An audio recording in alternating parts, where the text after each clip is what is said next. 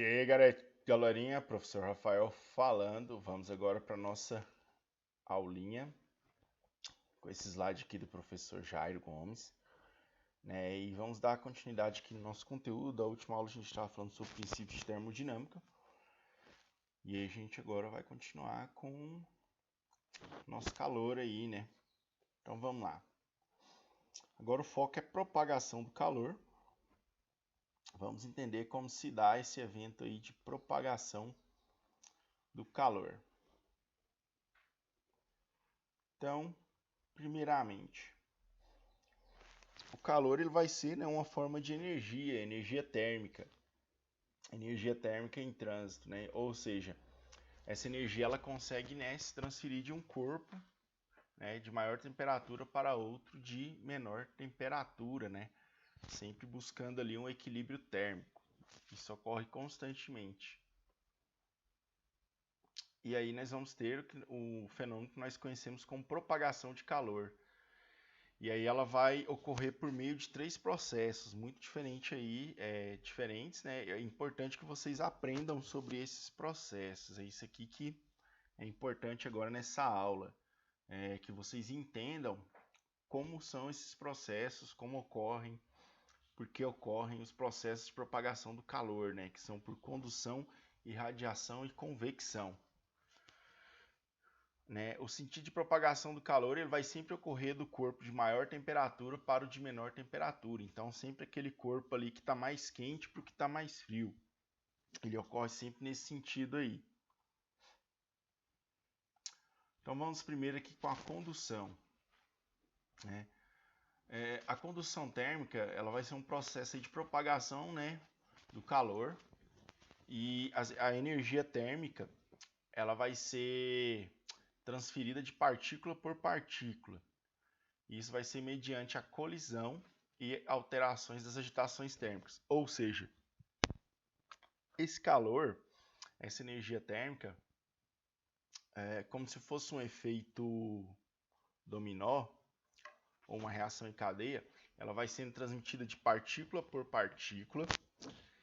E à medida que esse processo vai acontecendo, aquela partícula que vai recebendo essa energia térmica, ela vai ter uma maior agitação térmica. E aí esse fenômeno ele vai sendo transmitido de partícula em partícula e esse calor ele vai se propagando. Esse é um fenômeno aí de condução térmica. Na condução térmica, né, você não vai ter o transporte de partículas, né, ou de matéria. Né, você vai ter somente a energia térmica sendo transferida. Então, por exemplo, você tem essa partícula aqui que ela está muito excitada, muito carregada com energia térmica. Ela se choca com essa partícula, né, que não está tão carregada. Ao se chocar, essa aqui ela se torna carregada também porque ela recebe parte dessa energia ao se chocar.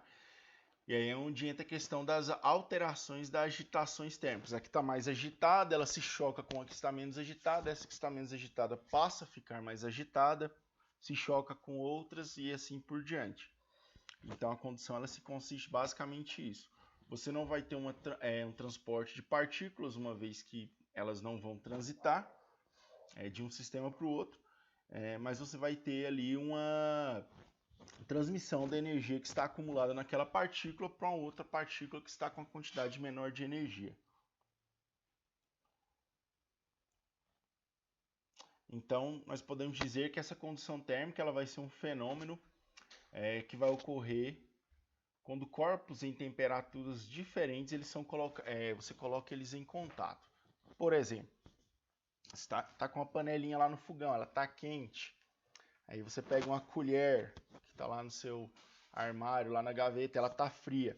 E você encosta essa colher naquela panela e deixa um tempinho. Você vai ver que aquela colher ela vai ficar quente também. Então, aí nós vamos ter o que nós chamamos de condução térmica. Nesse processo você não vai ter o quê? Transferência de matéria, nem de partícula, mas sim da energia. A energia térmica que está na panela, ela vai passar para a colher, né, que tem menos energia térmica, por meio da agitação dessas moléculas. As moléculas da panela estão muito agitadas, elas vão entrar em contato com as moléculas da colher e essas moléculas da colher vão receber essa energia térmica e vão passar a ficar agitadas também. Então, um exemplo aqui que a gente tem, né? Você vai aquecer um objeto metálico.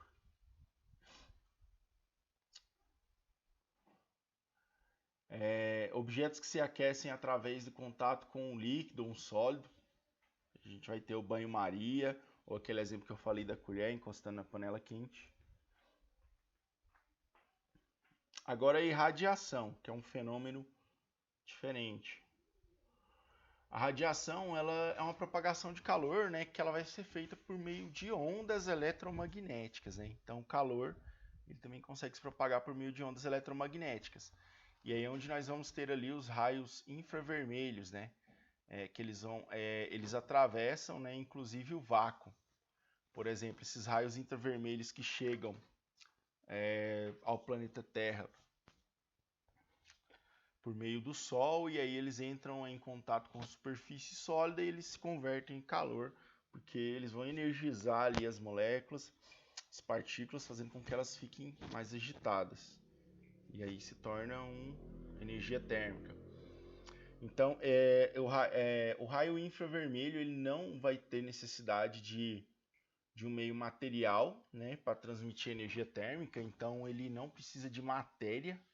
Por mais que você já tenha ouvido que o calor ele está associado à agitação da matéria, quando você tem a irradiação por meio de ondas eletromagnéticas, não é necessário existir a matéria como um meio ali de condução dessa energia térmica. Por isso que é chamado de irradiação. Então, por exemplo, nós vamos ter aí o dióxido de carbono e vapor de água da atmosfera, né, que dificultam a propagação dos raios infravermelhos. Com isso, a energia térmica emitida pela Terra fica em partes retida no efeito estufa. Então isso vai fazer o quê? Vai fazer com que essas nuvens que nós temos aí de dióxido de carbono e vapor de água, elas acabam retendo o calor. E aí de onde vai surgir o efeito estufa que nós tanto conhecemos, né? Se não houvesse essa concentração, esse calor ele ia irradiar, ia subir para o espaço e ir embora ali no vácuo. Então ia ter essa questão aí também. Então, exemplos que a gente tem aqui, né, o calor emitido pelo Sol, a Terra e o calor emitido por uma fogueira, que é um exemplo, ou um forno ou uma lâmpada. Né? Então a fogueira você fica perto dela, você não está encostando nela, mas você sente o calor chegando até você. Então isso aí é radiação. Uma lâmpada, né, daquelas vermelhinhas lá, de bulbo incandescente, ela esquenta, você chega a mão perto dela, você sente que ela está quentinha. O forno também, dentre outros. Né? Então se você tem um objeto ali que ele está com temperatura muito elevada, ele também vai transmitir calor por meio de radiação, por meio de ondas, não só por condução. Convecção. Isso é uma forma típica de propagação de calor, né, que vai ocorrer nos líquidos e gases, onde a própria matéria aquecida quase que se desloca, ou seja, há transporte de matéria. Então, nesse tipo aqui de propagação de calor, você vai ter um transporte de matéria. Não vai ser só energia, transporte de energia também não vai ser por meio de ondas. Então, aquela matéria que está aquecida, que está com a maior quantidade de energia térmica, suas partículas estão mais agitadas, né, ela vai se deslocar, né, ora por ação dessa quantidade de energia que está contida nela, ou ora por algum outro fenômeno natural, e ao se deslocar, ela vai fazer o quê? Ela vai fazer com que o calor que está retido nela acabe sendo transmitido para outras massas de matéria. Então, por isso que é muito comum entre líquidos e gases. Um exemplo. Na atmosfera, o ar quente, né, ele tende a subir. E o ar frio, ele tende a descer. Então, ao subir e fazer o ar frio descer, nesse processo aí, esse ar quente ele acaba também aquecendo o ar frio. Né? A mesma coisa que são com os líquidos. E aí, assim, quando aquecemos um recipiente sobre uma chama, a parte do líquido no seu interior em contato com o fundo do recipiente se aquece e a sua densidade diminui. Com isso, ele sobe, ao passo que o líquido mais frio, tendo densidade maior, desce, ocupando seu lugar na corrente de convecção. Quando você vai ferver uma água para fazer um café, você olha para o fundo ali da panela, você vê que começa a surgir umas bolinhas, né? Então, aquela água que está no fundo da panela, obviamente, por ela estar mais próxima ali do metal do fundo da panela, ela vai aquecer mais rápido. E a temperatura dela é diferente da água que está em cima. Com isso, ela vai fazer o quê? Ela vai subir e a água que está em cima vai descer. E aí, por isso que quando a água está fervendo, ela fica fazendo aquele movimento ali, por causa dessas correntes de convecção que nós temos aí. Essas correntes de convecção, elas também são válidas para o ar, né? Então, assim, o ar quente ele sobe, o ar frio desce, e isso aí é bastante importante para a dinâmica do clima, né? Muitos efeitos climáticos, eles ocorrem por causa desses correntes. Aí o pessoal lá fala, corrente de ar quente, corrente de ar frio. Então, muitos efeitos climáticos que nós podemos observar, atmosféricos, como formação de tempestades, furacões e assim por diante, eles estão intimamente ligados, né, a essa dinâmica aí de transferência de energia térmica por meio de convecção. Isso é muito interessante e importante também. Então, um exemplo que a gente tem, o ar fornecido pela geladeira, né, exaustor, aquecedor, lareira, chaminé, etc. E as inversões térmicas, as brisas marítimas e terrestres, né, aquele ventinho que a gente sente ali, fresquinho e tudo mais. Essa questão do ar fornecido por geladeira é muito engraçado, porque a pessoa ela acha que a geladeira, né, geladeiras antigas e tudo mais, ela vai esfriar por completo, só que na verdade onde a temperatura cai é lá no congelador. E aí como o ar quente, você vê que o congelador ele fica em cima, né? É a parte mais fria da geladeira, ela fica em cima. A parte mais baixa da geladeira é a parte onde vai ser menos frio, que é onde a gente vai guardar as verduras, né? Aquelas questões todas lá. E aí alguma carne, alguma coisa, a gente vai guardar em cima, né? Alimentos mais perecíveis a gente guarda em cima, algum líquido que você quer que fique gelado. Por quê? Embaixo, o ar frio ele é mais denso, ele vai descer. E o ar quente, que é menos denso, ele vai subir. O ar quente ele vai subir. Nesse processo de subida dele, ele passa pelo ar frio, convecção. Só que aí ele vai perdendo energia térmica para o ar frio, de modo que o ar frio que chega lá embaixo, nas verduras, nas frutas, ele não chega tão frio quanto ele saiu do congelador. De modo que o ar quente que sobe lá debaixo das gavetas, das verduras, das frutas, ele não chega lá no congelador tão quente quanto ele saiu de lá. Então, você tem essa transferência de energia aí no caminho pela convecção. E aí nós vamos ter alguns fenômenos algumas questões que interferem nessas transferências de calor. Por exemplo, condutibilidade térmica, né? Alguns materiais, algumas formas de matérias, alguns elementos, eles têm o que nós chamamos de condutibilidade térmica. Então, eles são mais susceptíveis, né, a conduzir a energia térmica. E isso é uma característica que é específica de alguns materiais. Por exemplo, os metais eles têm uma boa condutibilidade térmica, quer dizer que eles se aquecem muito facilmente. E aí, por isso nós chamamos eles de condutores térmicos, mas nós também temos os isolantes térmicos, aqueles materiais que não permitem ali com muita eficiência que haja essa transferência de calor. E aí entra vários tipos de materiais, plásticos, madeiras, né? Fibras vegetais, algumas fibras animais também, e assim por diante. Então, a tabela a seguir ela vai fornecer o coeficiente de condutibilidade térmica de vários materiais. Os que têm alto valor K são bons condutores de calor. Por exemplo, os metais. O que tem baixo valor K são maus condutores de calor ou isolantes térmicos. Por exemplo, a madeira. Um exemplo dessa questão aí de isolante térmico. Olha só o ar seco. Mas por que aqui ele colocou o ar seco? Porque o ar, quando ele está mais úmido, com partículas de água suspensa, ele já é um condutor térmico um pouco melhor. Então, o ar seco, olha só, baixa, ele é, né, praticamente ali quase um isolante. É um isolante praticamente. Olha a lã. Você veste uma blusa de lã, aí o pessoal entende errado isso daí, vamos prestar atenção. Você veste uma blusa de lã, aí logo você vai, estiver fazendo frio, você vai sentir que está quentinho. Aí você pensa o seguinte: a blusa de lã, ela me aqueceu. Não. O seu corpo, ele emite calor. Resultado aí das várias reações químicas aí do seu metabolismo, né?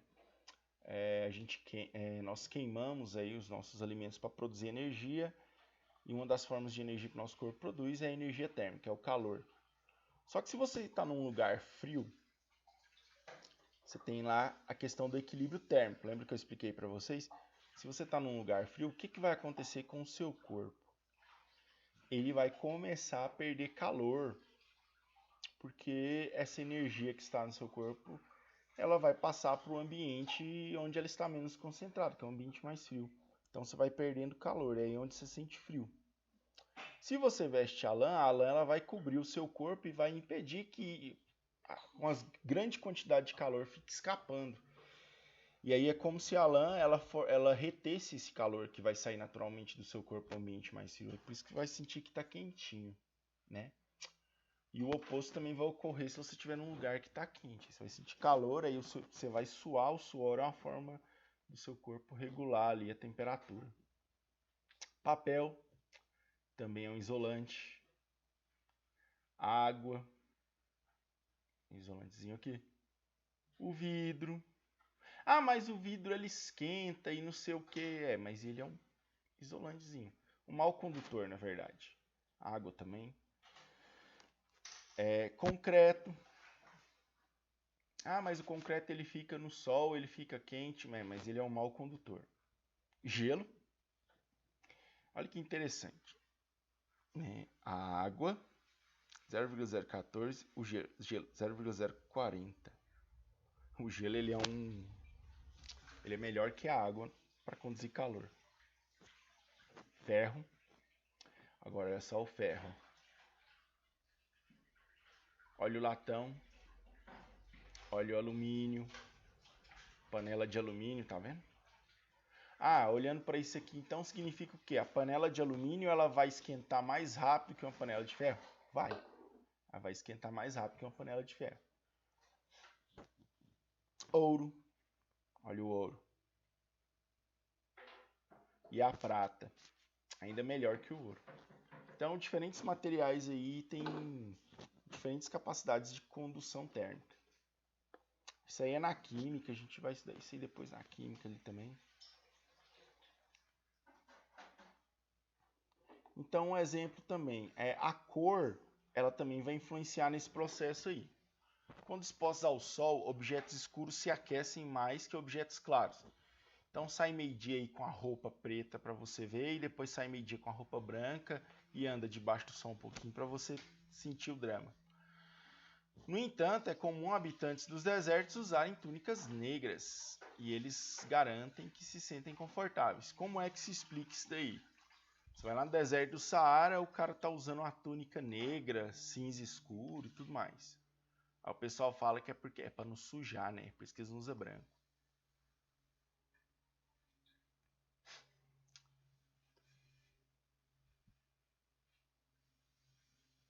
Beleza. A questão lá da túnica escura lá, como eu havia explicado para vocês, no deserto o ar ele é muito seco, né? O ar ele é muito seco e assim, você tem uma sensação térmica um pouco diferente. Você vai sentir calor, tudo mais, né? Mas aí como o seu corpo ele é quente, você usa aquela túnica, a túnica ela também age como um isolante. Então, a sensação térmica com a túnica preta, ela é um pouco melhor que se você estivesse usando uma roupa normal, expondo partes do seu corpo. Você vai suar mais e tudo mais. Ela vai esquentar? Vai, mas ela vai regular um pouco a temperatura. Quando você está no deserto, lá já é muito quente, porque a areia ela vai esquentar mais do que a túnica preta. Então é uma das explicações deles usarem a roupa escura aí. No Polo Norte, os esquimós, eles constroem as suas casas, os iglus, com gelo. O interior do iglu não é gelado, como pensa a maioria das pessoas. Lembra que eu falei lá, né, do gelinho lá? Não sendo um bom condutor de calor, consegue diminuir a perda do calor e gera no interior do iglu para o meio ambiente e o interior dele se mantém aquecido. Vamos imaginar a seguinte questão aqui. Aqui do lado de fora, que tem vento, que neva e tudo mais, chega a menos 50 graus, né? Aí o cara vai lá e constrói o igluzinho dele. O iglu, como ele é gelo, aqui dentro, aqui isolado do ambiente externo, ele vai ficar uma temperatura mais ou menos ali 0 graus. Lógico, ele não vai passar muito disso daí, que senão ele vai derreter, mas ele vai ficar 0 graus. Então pensa, você prefere ficar aqui de fora, que é menos 50 graus, ou aqui dentro, que é 0 graus? Para quem está acostumado a viver nesse ambiente aqui, que é menos 50 graus, aqui dentro 0 graus para ele, a diferença é de 50 graus, meu amigão. Então, basicamente, aqui dentro tá uma maravilha, entendeu? Sem falar que aqui dentro ele vai, fica ali, é pequenininho, junta a galerinha ali, fica todo mundo um perto do outro. Lembra que o nosso corpo ele emite calor, a nossa respiração ela já sai quente, então acaba que o ar aqui dentro ele vai ser mais quentinho também não tem vento. Você vê que a entrada do iglu ela é pequenininha e para frente justamente pensando nisso, para não entrar o ar frio aqui, aí fica saindo o ar quente. Aí tem iglu que os caras estão lá dentro, sai até uma fumacinha aqui de dentro da entradinha dele. E aí nós temos exemplos aqui, ó. Caixinha de isopor. Né? Você vê aí que a geladeira de isopor é uma solução para manter as bebidas geladas no piquenique após horas, né, dentro dela, até o gelo derrete. Pouco, porque o isopor ele é um bom isolante térmico. Então o isopor ele isola, mas o gelo ele vai derreter, né? Porque querendo ou não, por mais que o isopor ele seja um isolante térmico, não quer dizer que ele vai isolar 100% ali da temperatura. Ele vai isolar grande parte dela. Ele vai ter uma resistência à propagação do calor, mas não é 100%. Mas é uma boa alternativa.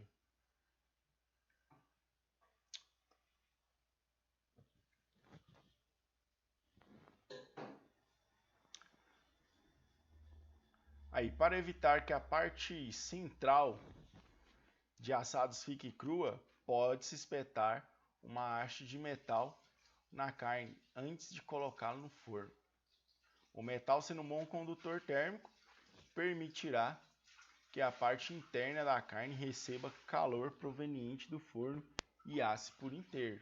Ou seja, muita gente pensa que o espeto aqui é só para ficar bonitinho, organizar a carne, mas esse espeto aqui também ele vai contribuir para a carne assar um pouco mais rápido.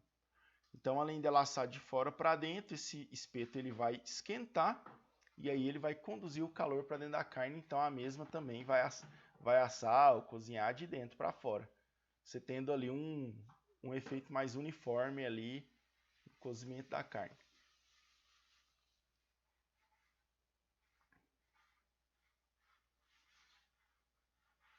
Aí quando uma pessoa pega o refrigerante em lata e uma garrafa de vidro da geladeira, tem sensações térmicas diferentes, ainda que ambas as embalagens estejam, né, na mesma temperatura. A lata aparentemente é mais gelada que a garrafa. Essa falsa sensação é explicada pela melhor condutividade térmica do metal. Esse material absorve mais rapidamente o calor proveniente da mão da pessoa, que sente diminuição da temperatura mais rapidamente. Então, o que vai acontecer? Como o metal ele é um bom condutor térmico, se você pega nele daqui, ele vai... O calor da sua mão ele vai se propagar com muita facilidade aqui para o metal. E aí isso vai fazer com que a temperatura da sua mão caia. Então dá a impressão ali que ela está mais gelada. No vidro já é diferente. Como o vidro não é tão bom condutor assim, ele não vai permitir que o calor da sua mão se propague tão rapidamente aqui para a superfície dele. E aí você não sente a garrafa tão gelada igual você sente uma latinha.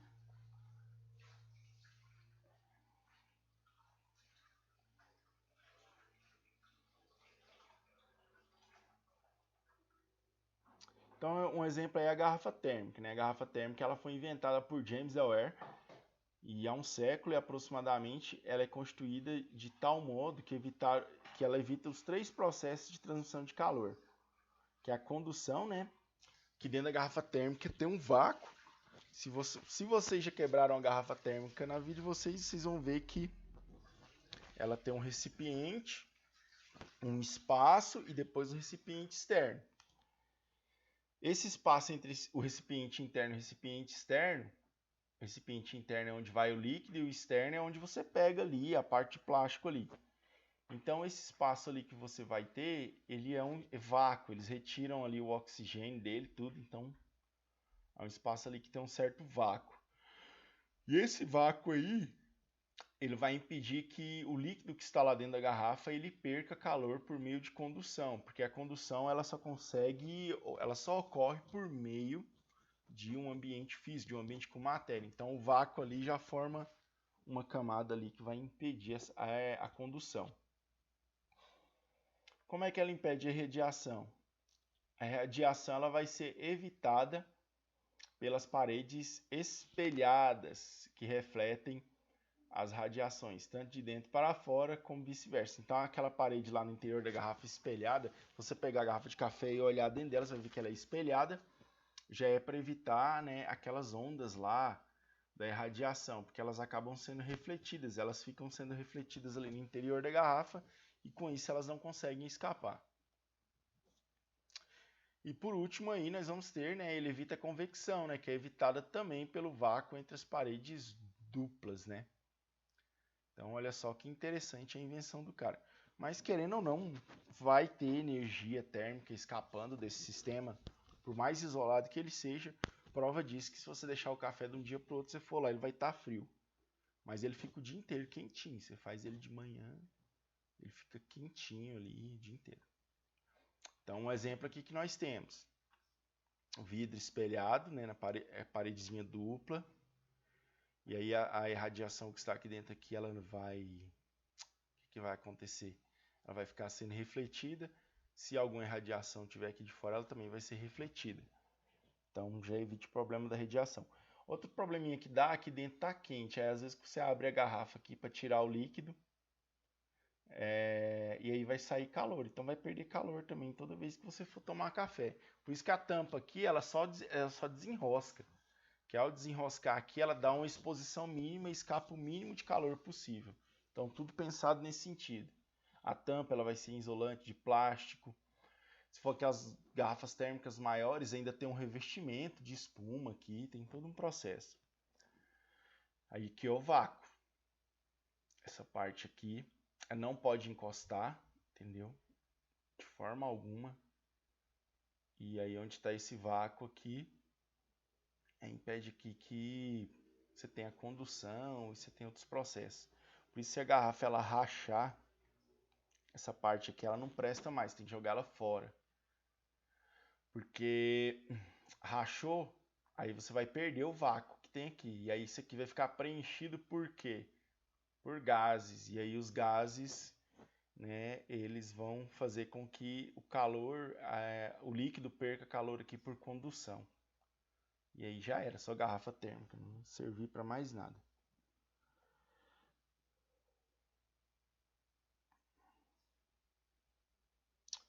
Aí um exemplo interessante aí que nós vamos ter, né, da aplicação da irradiação, a estufa de planta, né? O que vai acontecer na estufa de planta? A luz solar, né, a energia radiante, ela vai entrar, atravessar as paredes de vidro e aí ela vai ser absorvida por diversos corpos, né? O chão, as próprias plantas também, qualquer objeto ali sólido ali. E posteriormente essa energia ela vai ser emitida na forma de raios infravermelhos, né? Só que o raio infravermelho ele não vai atravessar o vidro. E aí dessa maneira o ambiente interno ele vai se manter sempre aquecido. Então é uma estratégia aí que eles usam para cultivar nas estufas aí.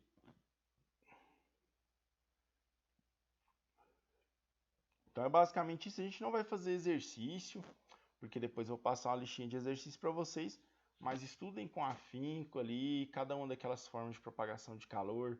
Isso é muito importante, isso cai na prova. E vamos que vamos. Deus abençoe a América.